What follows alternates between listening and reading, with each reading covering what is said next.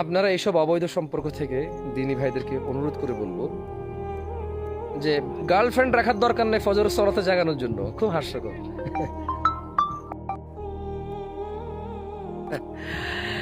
মানে আমি অবাক হই, মুখে দাড়ি, পাঁচ ওয়াক্ত সালাত আদায় করি, বুখারি পড়ে, মুসলিম পড়ে, একটু একটু কোরআনও শেখে, বলছে যে শেখ হালাল প্রেম। বললাম কিভাবে? বলে যে ও আমাকে প্রতিদিন ফজরে জাগায়। আমি বললাম আচ্ছা, ফাইজলামিরা জায়গা পায় না।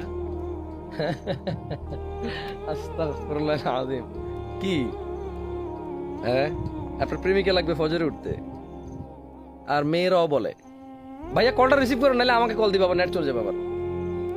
তো মানে আসলে কিভাবে বলবো আমি ঠিক বুঝে উঠতে পারতেছি না। এগুলো ইনাফ করা উচিত, স্টপ করা উচিত আমাদের। এই জন্য স্টপ করা উচিত। কোনো হারাম থেকে ভালো কিছু আসে না, মনে রাখবেন। কোনো হারাম থেকে ভালো কিছু আসে না। হালাল একমাত্র মানুষের শান্তির পথ, মানুষের সুস্থতার পথ। আর ছেলেদেরকে বলবো যে মিথ্যা কথা ছেড়ে দেন। আপনার বয়স 17 হোক অথবা 27, 35 হোক অথবা 50, মিথ্যা কথা ছেড়ে দেন।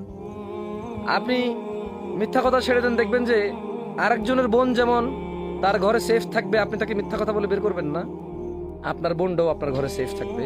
অন্য লোকে যখন মিথ্যা কথা বলে ছেড়ে দিবে, তখন দেখবেন যে আপনার বোনটাও আপনার ঘরে সেফ, মিথ্যা কথা বলে কেউ বের করবে না।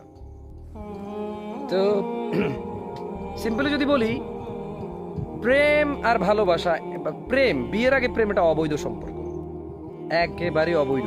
পৃথিবীর কোথাও এই সম্পর্ক নামে কোনো সম্পর্কই নেই। আছে আপনি একটা মেয়ের সাথে প্রেম করলেন, তারপরে ওকে বিয়ে করলেন না, আপনাকে একটা মেয়ে প্রেম করলো তারপর বিয়ে করলো না, কোথায় মামলা হবে? কোন কাবিনে এটার জরিমানা হবে? কোন ব্যাখ্যায়, কোন সমাজের বিচার হবে যে তুমি প্রেম করলে 5 বছর ওকে বিয়ে করো না কেন? বলবো যে আমাকে চিনি না। ঠিক আছে, তথ্য প্রযুক্তি উন্নত হওয়ার কারণে এখন মোবাইলে রেকর্ডিংস থাকে, মোবাইলে কথা থাকে, মোবাইলে হিস্টোরি থাকে, ছবি থাকে, কত কি মানুষের থাকে। কিন্তু আপনি যদি সিম্পলি চিন্তা করেন, দেখুন ভাই, আমি আসলে এই ব্যাপারগুলো অত ভালো বুঝতেছি না। আমার মনে হয় আমার আর অনেক বুঝে কথা বলা উচিত এই ব্যাপারে। কারণ মোটামুটি খুব কম মানুষই বাদ পড়বে যদি কথা বলা শুরু করি। তো এই ব্যাপারে আরো একটু মানে আমার মনে হয় আমার গবেষণার প্রয়োজন আছে। এখন জানবই বা কিভাবে? এগুলো জানতে হলে আসলে এসব কাজটা অন্যায়, কাউকে জিজ্ঞেস করা উচিত না। আর কারো অন্যায় কাজের সাক্ষী হয়ে থাকা উচিত না।